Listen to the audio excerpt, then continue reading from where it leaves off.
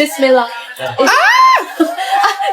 so cute. What did you think of Islam before you start learning? I don't know too much. A bit like me, I was the same. I didn't even hear the word Islam before I start researching. And from how we educated, it's all about like rules, doctrines, but Right. never told what's the meaning or the purposes behind those doctrines. What your parents believe, you should believe. Normally, yeah. Normally? But Islam is a really new topic for me. Do you think this universe has a creator, or do you think it's a coincidence? Before, I would say it's all about scientific, like the Big Bang that I learned. So last week, the conversation we had outside for, 2 hours. Yeah. Hours, it was like totally redefine my brain. Yeah. You know the Big Bang is in the Quran, right? Did you know this? Yeah. Oh. So science is just God's laws of how the universe works. Science and religion actually complement each other. When you think about it, you look at the universe, how perfect everything is and everything functioning. Is it really possible that there isn't a creator? We don't have to call it God right now. Let's just call it the creator. I started to think about that after last week. Yeah. So much evidence to say there is one. Like even this food we're eating right now, could it possibly be that this came without a chef? Even though we haven't seen the chef, could you say there's no chef that made this and prepared this for us? It's just too perfect. Even when I asked ChatGPT, it says it's basically impossible. Just like an artwork, like what we said at the mosque, the Mona Lisa. We are the breathing, living Mona Lisa. We are so much more valuable than a simple painting. How could you possibly say we don't have a designer, but the Mona Lisa has a designer? If there's an art, there must be an artist. We didn't create our body. All these intricate details and all these intricate things going on inside our body is showing that we have a designer. We have a creator. We have somebody that has decided how our body works. It's too perfect. It's too amazing.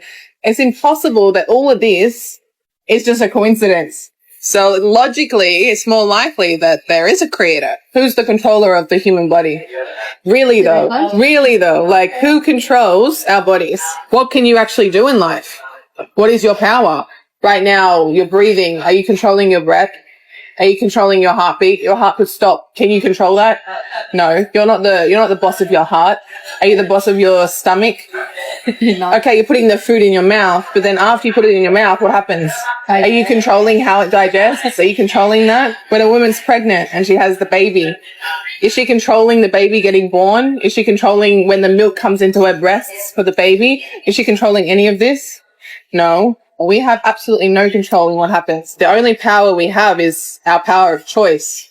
We could choose to walk home, but a bus would come and hit us. Our heart stops beating. We have a heart attack now. We die. We have absolutely no control over our lives. Sometimes things don't happen the way you want them to happen, and everything happens for a reason. So we have to understand that there is a higher power controlling all this. Our power of choice is so minute, and what we do with our power of choice is so important. Even a leaf can't fall without God's permission. He's the controller of everything. That day we met, like who would have ever thought that we would meet each other? Like it's just crazy to think. And it's meant to be. Like everything happens for a reason. I'm in Taiwan just because God wanted you to come closer to him. Maybe all of this reason for me being here is for you. We had no intentions of being in Taiwan. Absolutely no intentions. It was just a stopover. Everything, the whole day changed. Like I was not expecting to even stay at the mosque that long. I was not expecting to hand out Qurans. That day, everything just happened like naturally for us to come together. It's just insane. This soup is so good. Is this a Taiwanese thing or have they taken it from the Koreans or Japanese? It's a really good question. I've never thought about it. I always ask questions. I need to know everything. I fact check everything. God is like instilled that curiosity inside us as well to think. If he didn't want us to do that, he would have created us like the animals. He's created us with this brain to be able to think and ask questions and figure out our purpose in life. So why else would we be here? Like other than that, what do you think our purpose is in life? Thank you. When you think about it, the only guaranteed thing in life is death. It's the only thing that's going to happen for sure. Yeah. I know people don't like talking about death, but it's the only thing guaranteed in life. So we got to think, why are we here? It's such a serious topic. It's the most important topic in the whole entire world. Everything else is secondary, whether you're good at your job, whether you're making money, whether you're looking after your family, all of that's irrelevant if you don't know what your purpose in life is. You know, we have no guarantee that we're even going to wake up tomorrow. When you go to sleep at night and close your eyes, do you have any contract to say that you're going to wake up tomorrow? Nah. No. We need to act now. We need to understand that this is a really, really serious thing. You blink and it's gone. We just got real serious just all of a sudden. Oh, this is so good. This sauce is so good. Do you have any questions? Oh, there's actually one, but it's about over what we worship the animals, animal gods, and like God is beyond our imagination, so we can't actually comprehend what God is. If you think of an image of God right now in your brain, that's not God, because our imagination is creation. Does that make sense?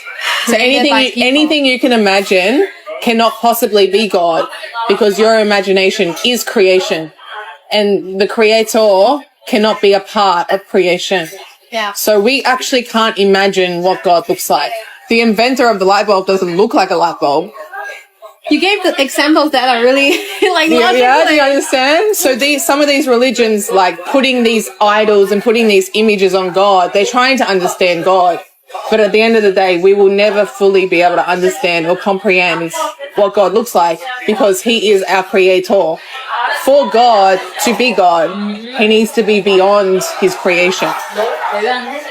Yeah, it's interesting, right? I'm trying to comprehend everything. Yeah, but all religions are so similar. Every religion I've studied is so similar. Like the roots, if you actually look at the fundamentals of every religion, they're so similar. They've gotten lost in translation sometimes. Have you ever played the game Chinese Whispers?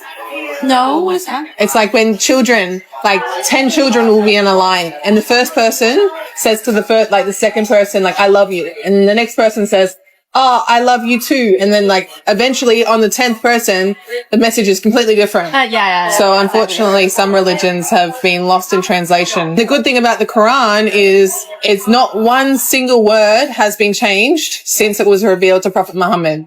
It's been preserved 100% through oral transmission and also through the writing. So the Quran, they got manuscripts from the time of the Prophet 1400 years ago. In Turkey, it's called the Topkapi manuscript. There's one in Yemen called the Sana manuscript, and there's one in the Birmingham University as well. And they are identical, and they've carbon dated these manuscripts back to the Prophet. Wow. So it's scientifically confirmed that these manuscripts were around and written at the time of the Prophet. I did a study on this.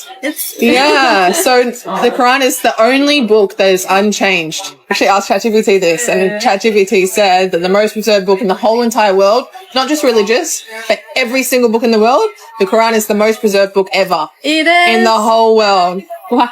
Then I asked ChatGPT, is it possible that a man wrote the Quran? And she's like, it's literally impossible that a man who is illiterate write the Quran. And mind you, the Quran was revealed over 23 years. And the way it was revealed, it wasn't in order. So he said, okay, this verse is here, this verse is here, this verse is here. An illiterate person who couldn't read, couldn't write over 23 years, not in order, with all these scientific miracles, all these linguistic miracles, ChatGPT said it was absolutely impossible that a man could have written this. It has to be the word of God. That's amazing. It's pretty incredible. If you get into the Quran, it's so interesting. There is hundreds of miracles in the Quran, scientific miracles. It talks about the embryo, like how the embryo was formed in the mother's womb, like there's 3 different stages, the trimesters, how our earth is in orbit around the sun. Back in these times, we used to think everything orbited around the earth, whereas the Quran actually says that the earth orbits around the sun. It says that the moon is just a reflection. It says the sun is the source of light and the moon is a reflection. They didn't know this until maybe the 20th century, that the moon doesn't have its own light. It's just a reflection. But like we said before, the Big Bang is in the Quran. The universe expanding. So there is so many